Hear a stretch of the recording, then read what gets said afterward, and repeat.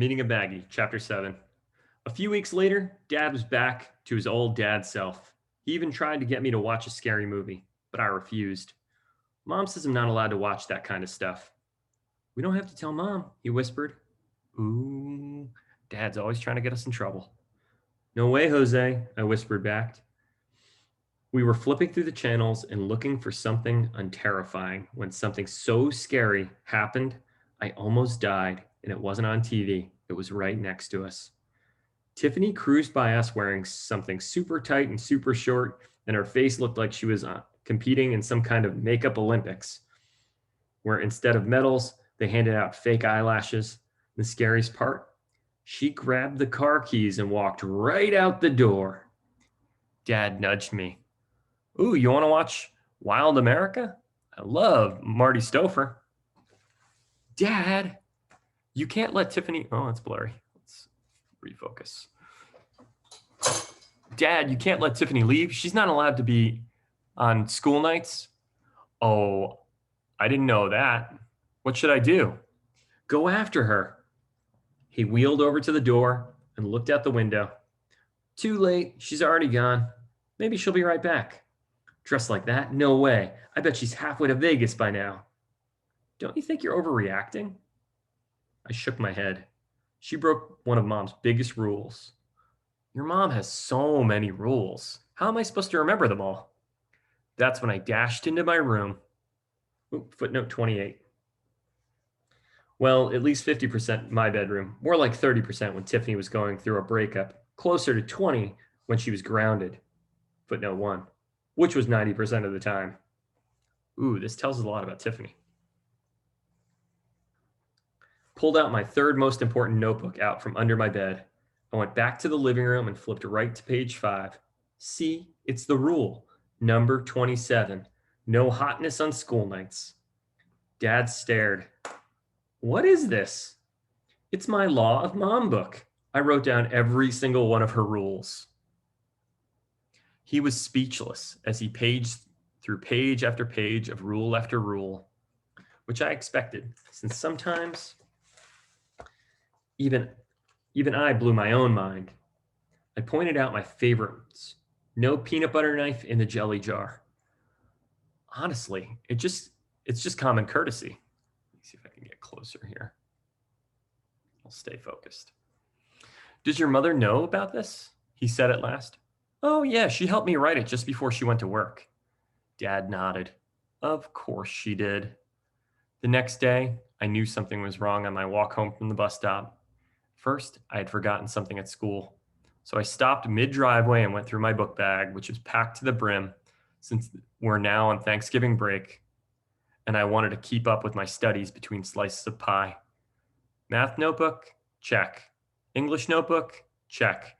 History paper with big red A on it? Check. French dictionary? Check in French.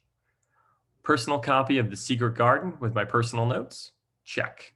School copy of The Secret Garden with my school notes? Check. Empty bag of candy corn? Check. Nothing was missing. Nothing was out of order. And there was a rogue candy corn at the bottom of my bag. So that was good. But I still had that sick to my stomach feeling. That's when I worried that something had happened to Dad. What if he'd fallen again? I picked up my pace to the fast walk and swung open the front door. But it wasn't Dad that was in trouble. It was Tiffany.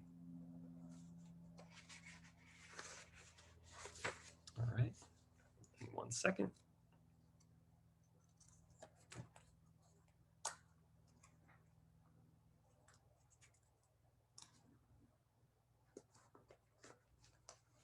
All right. Picture it. Tiffany Mayfield who's already a web of long arms and legs, tangled with another set of long arms and legs belonging to a boy. A boy? On the couch? On the couch? Before secretly reading an uncomfortable essay in Layla's 17 magazine a month before, I would have thought this was censored, but now I knew it wasn't. They were just wrapped up in a sleeping hug, but it was still bad, bad, bad. And there next to the couch was our dad, and he Was mad, mad, mad. Ooh, I told you Tiffany's full of drama. Dad was red-faced and yelling at Tiffany and the boy to get up, but they didn't budge because popular teenagers sleep in near comatose state because their brains are filled with nothing. Tiffany was probably dreaming about dance team nothingness, and the boy was dreaming about football nothingness. And it's hard to yell at teenagers out of a deep nothing sleep. So I shook them. I yanked Tiffany's arm. Tiffany, wake up! Wake up! Tiffany yawned. What? The boy pulled her tighter, and now Dad was even more furious. It was there. If there was ever a time for a miracle to wake his legs up, it was right now. Dad screamed, get out now! This time the boy heard him and he jumped up and ran out the door and peeled off out of the driveway. Ooh, if you've got teenagers at home, good luck. Tiffany picked up the blankets and sauntered down the hall. God, Dad, come down. We were just sleeping. Come back here, young lady. Tiffany kept walking. Uh-oh. I'm serious, Tiffany. She went into our room and slammed the door. Oh, no, she didn't. Oh, yes, she did. I didn't think Dad was freaking out enough, so I unlocked his wheels and pushed him down the hall. You can't let her get away with this, Dad. He waved my hand away from his chair. Stop it, Maggie. Mom would go after her. He held his wheels. Mom's not here. Now push me back to the living room. But Dad, now, Maggie. I wheeled him back for a long time. We sat in silence. I didn't get it. Why weren't we yelling? Why weren't we handing out serious punishment? Why weren't we calling Mom? And what are we doing? Dad? He kept us steely focused on the hallway. We're fighting a war of attrition. Cool. We're wearing down the enemy by trapping her in a room with no phone, no food, no access to the outside world. Man, Dad was so smart. He knew that eventually even a fox has to come out of its hole. To armor the defense even further, Dad showed me the ransom he was holding in his chair. Tiffany's makeup bag. Ha! Amazing. She wasn't going anywhere. Tiffany hadn't left the house without makeup since birth. After an hour passed, I had my doubts, but on hour 2, his plan worked. The door creaked open, and quiet, long-legged footsteps tiptoed down the hall. When Tiffany turned the corner, she found Dad and me with our arms crossed, waiting for her. Dad spoke first. Well, hello, Tiffany. I echoed him like a corporal to a captain. Well, hello, Tiffany. Okay, Maggie, you can go to your room now. No way, Dad. We're in this together. Go now. Fine, fine. I walked to my room and pretended to shut the door. When the coast was clear, I snuck back and hid behind the couch. Sneaky. No way was I going to miss this. This was going to be good, and I needed to hear every detail. It wasn't every day that the law of Mom, Rule 45, was broken. No boys allowed in the house. I don't know what the big deal is, Dad, Tiffany huffed. We were just sleeping. What an idiot defense. Dad let out a deep breath. There's no way you're spooning with boys on my couch under my roof. Well played, Dad. Well played. It's not fair. Layla's boyfriend is over all the time, and you never yell at her. She's your favorite. Amazing. Not only was this a good argument, it was totally true. In Dad's eyes, Layla could do no wrong. When Layla came home from spring break with blonde hair, Mom freaked out, and Dad just sighed. Well, blondes do have fun. When Layla failed geometry, it was the teacher's fault. When Layla needed money, he always opened his wallet. But when Tiffany wanted money, he always asked, what for? And when I wanted money, he always said, no more candy, Maggie. Layla was the favorite after all, or Layla was the favorite, and we all knew it. This isn't about Layla. It's about you. Tiffany burst into tears. I almost felt bad for her. I put myself in her shoes. I thought about Clyde and me on that couch, hugging our guts out while watching a documentary about whales because we're thoughtful and adorable. I thought about our mansion and our Porsche and the 2.5 kids we would have according to the last game of MASH I played. And then I had a mini panic attack and reminded myself, career first, Maggie, love second. That might be worth everybody in the class saying out loud. Career first, love second. I like that. Dad wheeled over to Tiffany and tried to console her. I'm just worried about you, honey. I see so much of myself in you, which is good because I'm really cool, but bad because I've done some really uncool things. I don't want you to make the same mistakes I made. Whoa, that was heavy, and Dad never got heavy. Where had it come from? I racked my brain. Was it a Dylan lyric? There's another musician, Bob Dylan. Ask your parents about him. Maybe an early Springsteen rarity? Bruce Springsteen. Ask your parents about him. I couldn't come up with anything. I decided it must have been a Dad original. Tiffany was too Tiffany to understand what he meant, so she unleashed the line she'd fed Mom many times before. I just want you to love me for me, Dad. Dad wasn't buying it. You can't use that one on me. I invented that in like 1968. Tiffany sobbed some more, and I think Dad was getting sick of it because he changed the subject entirely. Did I ever tell you about Patty Applegate? No.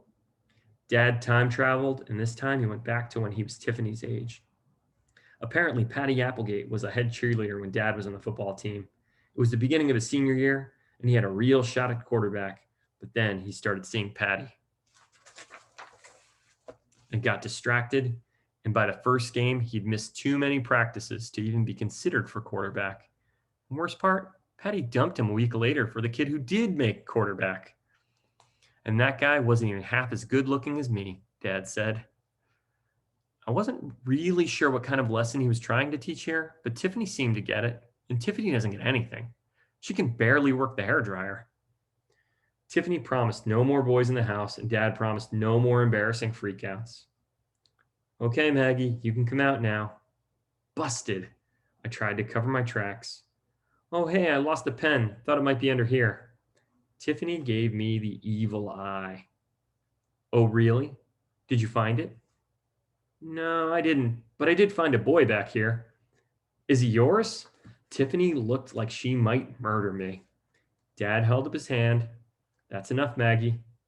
Just as Tiffany and I were about to get into a big time, headlights flashed across the wall. Yes, Mom was home. I headed for the door, but Dad cut me off. I'll tell her what happened, Maggie. Why don't you just go start your homework? I don't have any homework. I did it all on the bus. Can't I greet my hardworking mother at the door? Because I love her? No. He was on to me, so I sidestepped his chair. And I need to tell Mom something really important. He stopped me again. I'll get the door. You do something else, something useful. Whatever. I waited for Dad to open the door, but when he did, Mom wasn't even there. It was Layla, and she was mid-lip lock with her boyfriend, Bobby. Ha! Amazing. Layla finally came up for air. Oh, hi, Daddy. I was just coming. Bobby wiped Layla's lip gloss off his mouth. Hey, Mr. Mayfield. It's sure good to see you again. Dad yanked Layla inside and slammed the door. Good for him. Layla lost it. Daddy, what are you doing? Go to your room. Everyone, go to their rooms. Boy, it sounds like Dad's having a rough night. Tiffany refused to go to our room if I was in there, and Layla had to get something out of Bobby's truck, and I desperately needed a juice box. Everyone was screaming when Mom opened the door. Hello, I'm home. What's going on here? Dad yelled, everyone stop. And then he made Mom push him into the garage. I imagine what happened next was Dad filling Mom in on what terrible people Tiffany and Layla were turning out to be. Maggie's pretty funny. And he probably told her I was the only daughter with any common sense, and they should send me to a really fancy college. All right, let's go to a footnote. They talked in the garage more and more. I guess it was neutral territory, kind of like Switzerland, but with no Swiss miss, because I never disappointed them. But when mom wheeled dad back in, I got sent to my room, and this time I actually went because mom walked me there. Where was the trust? Layla and Tiffany stayed in the living room, and I heard a lot of mumbling followed by what I assumed was yes, ma'am, and yes, sir. When mom opened the door, she almost knocked me and my ear out. Okay, Maggie, your turn. Wait, was I getting in trouble? I sulked into the living room and sat on the couch with my back turned away from the enemies who said they were my parents. I mean, how could I know for sure if they were my real parents? I didn't have any concrete proof they weren't Russian spies. So what if I couldn't speak Russian? Maybe they were that good. Mom made me turn around. Maggie, we know you have a lot of opinions, but when it comes to parenting, you leave it to me and your dad. I didn't do anything. Dad shook his head. Listen, Mags, you have to trust that I'm going to do the right thing. Your chiming in only makes matters worse. Trust him? You had to be kidding me. I like the guy, sure, but trusting him is questionable. He tricked me too many times. Like my first bike ride without training wheels, he swore he was right behind me and he wouldn't let go of the seat. And sure, I should have questioned how a guy with a cane was running, but still, he said he was, and I believed him. And when I fell and I cried, he said he was sorry, but sorry didn't cut the ketchup. I think that phrase is supposed to be cut the mustard, but ketchup fits better. So let's say his track record with trust was spotty at best. I wanted out of the living room, so I promised to mind my own beeswax, but my fingers were crossed in my mind, so the promise didn't count. We all went to bed kind of angry, even Layla, and she usually smiled so much it was annoying.